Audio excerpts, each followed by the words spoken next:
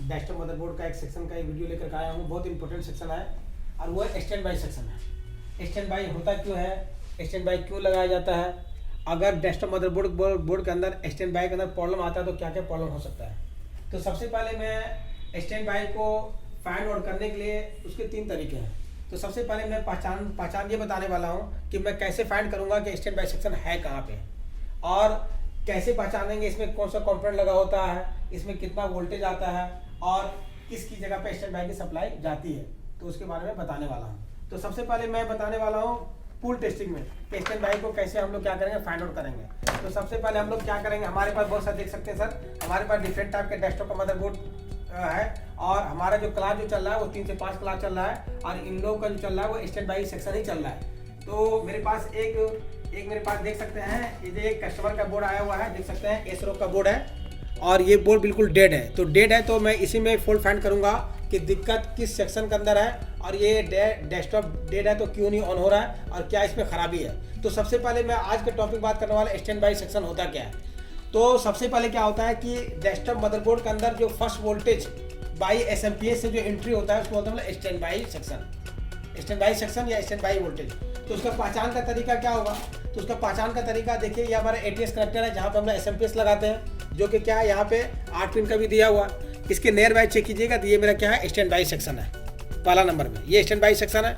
Second में जाइएगा, ये मेरा एटीएस कनेक्टर देख सकते हैं और यहाँ पे देखिए यहाँ पे एक मॉसफेट दिया, ये मेरा क्या है, ये स्टैंड बाई सेक्शन हो गया। और मैं दूसरा तरीका बताता हूँ, जिसे ये भी मैं हमारे पास बोर्ड है, दिखाइए सर इधर। अब बोर्ड के अंदर ये मेरा एटीएस कनेक्टर है और मैं आपको दिखाने वाला हूँ, देखिए ये देख सकते हैं, ये भी मेरा क्या है, ये स्टैंड बाई सेक्शन है, देख सकते हैं, दिखा सकते हैं सर हल्का सा तो जूम के देखिए, ये स्टैंड बाई सेक्शन है। उसके बाद आगे जो हमारे पास जो ये बोर्ड आया हुआ है, ये बोर्ड देख सकते हैं, तो ये मेरा क्या है, एटीएस कनेक्टर हुआ और इसके नियर बाई क्या हुआ, ये स्टैंड बाई सेक्शन है। स्टैंड बाई का मतलब ये निकलता है कि जैसे हम लोग इसमें पावर देते हैं, जैसे एसएमपीएस का वायर इसमें अटैच करते हैं ही before on off automatic 5 volt इसमें क्या हो जाता है, पहुंच जाता है।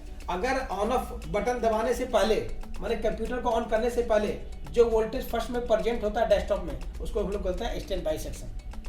अगर मान लीजिए डेस्कटॉप मदरबोर्ड में स्टैंड बाई सेक्शन अगर खराब हो जाए, इन दिस कंडीशन आपका कोई भी कंप्यूटर क्या होगा, मदरबोर्ड ऑन नहीं होगा। तो मैं इसके चेक, पहले मैंने क्या करा है, आपको पहचान का तरीका बताया। देखिए अब आगे बताने वाला हूँ सब। देखिए सबसे पहले क्या है कि ये मेरा एसएमपीएस पावर सप्लाई हो गया और पावर सप्लाई क्या करेंगे हम लोग, एक बार चेक करेंगे कि स्टैंड बाई सेक्शन जो है आपका ये है। तो कैसे कंफर्म करना है कि यही है, उसका 2 तरीका है। पहला तरीका क्या होता है, कूल टेस्टिंग चेक करेंगे और दूसरा तरीका होता है हॉट टेस्टिंग। तो पहला हम लोग जो कूल टेस्टिंग जब चेक करेंगे तो याद रखिएगा कि एटीएस कनेक्टर को पिन का काउंटिंग आना चाहिए। तो यहाँ पे लकीर दिखाई दिया, पिन नंबर 1 होता है, तो पिन नंबर 1 ये हुआ और पिन नंबर 9 ये हुआ। मतलब पिन नंबर 9 पे 5 वोल्ट स्टैंड बाई बनेगा और चला जाएगा कहाँ पे, ये आपका स्टैंड बाई सेक्शन चला जाएगा। अब ये स्टैंड बाई सेक्शन में अगर चला जाएगा तो उसके बाद आगे क्या करना है, उसके बाद आगे हम लोग जो करना है उसमें आपको सप्लाई चेक करना है। अगर इनपुट अगर 5 वोल्ट आ रहा है तो आगे 3 वोल्ट बनना चाहिए, क्योंकि ऑन ऑफ डेस्कटॉप को ऑन करने के लिए 3 वोल्ट चाहिए। तो मैं आपको प्रैक्टिकल दिखाऊंगा, क्या दिखाऊंगा, प्रैक्टिकल दिखाऊंगा। और इस बोर्ड में क्या दिक्कत आ रही है यार, बोर्ड क्यों नहीं ऑन हो रहा है और ऑन ना होने के क्या रीजन है, सब बताने वाला हूँ। तो सबसे पहले क्या करेंगे, मैं इस वायर को मैं अटैच करता हूँ। जैसे मैंने इस वायर को अटैच कर दिया, अटैच करने के बाद अब इसके अंदर क्या होता है कि अगर स्टैंड बाई सेक्शन अगर ओके होगा, इसमें 5 वोल्ट पहुँच जाना चाहिए, 5 वोल्ट पहुँच जाना चाहिए। तो इससे पहले मैं एक बार मैं कूल टेस्टिंग चेक कराता हूँ। सबसे पहले मल्टीमीटर को रखेंगे बजर पॉइंट पे, कहाँ पे रखेंगे सर, बजर पॉइंट पे रखते हैं और पिन नंबर 9 काउंटिंग कीजिएगा, 1 ये पिन नंबर 9 ये हो गया।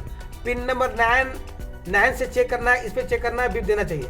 देखिए बिप कर रहा है, एक बार दिखा सकते हैं इसमें। अभी मैं कूल टेस्टिंग चेक करा रहा हूँ, ठीक है। इसका मतलब ये निकलता है कि इसको मैं अगर अटैच करूँगा तो यहाँ पे 5 वोल्ट बनना चाहिए। देखिए यहाँ पे अटैच कर दिया।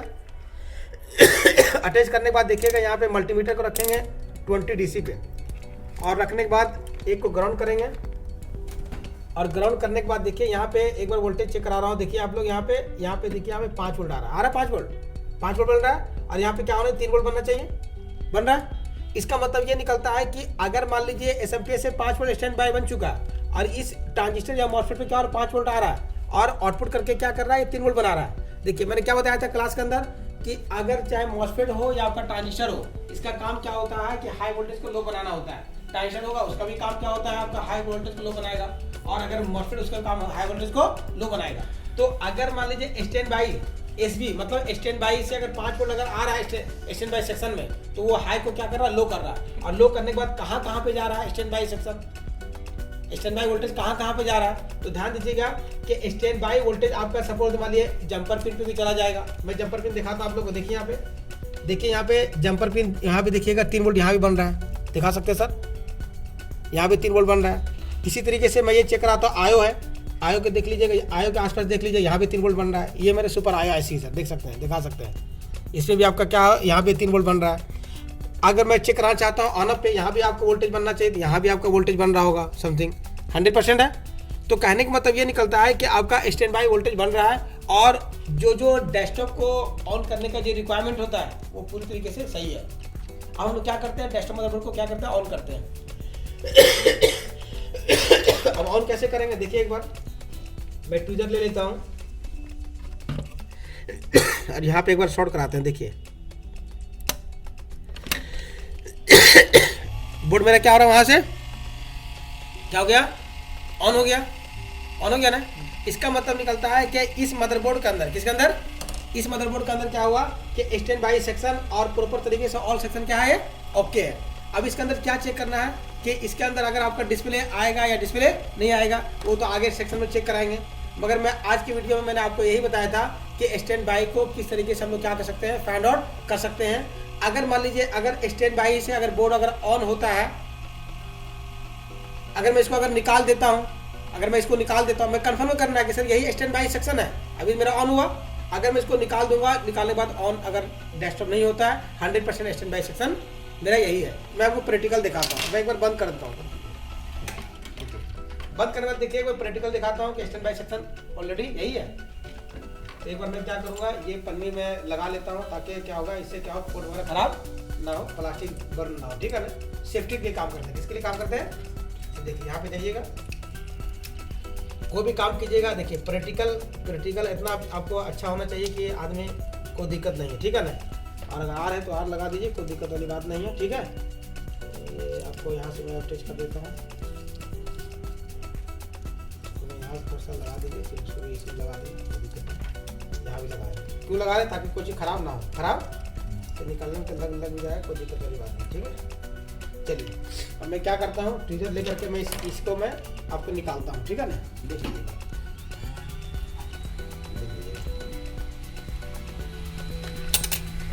तो मैं पेज का भी यूज कर लेता हूँ ना।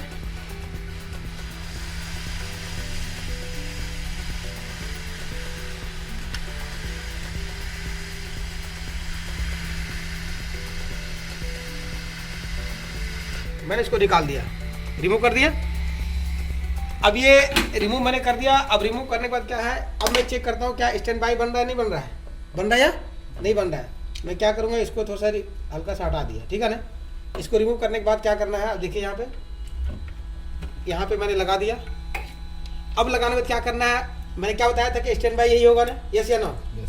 अब देखिए यहाँ पे क्या होगा कि अगर 3 वोल्ट नहीं बनेगा तो बोर्ड ऑन होगा, बोर्ड ऑन नहीं होगा। तो उसके लिए क्या करना होगा, देखिए ध्यान दीजिएगा, यहाँ पे देखिए ग्राउंड कर लीजिएगा, यहाँ से ग्राउंड कर लिया।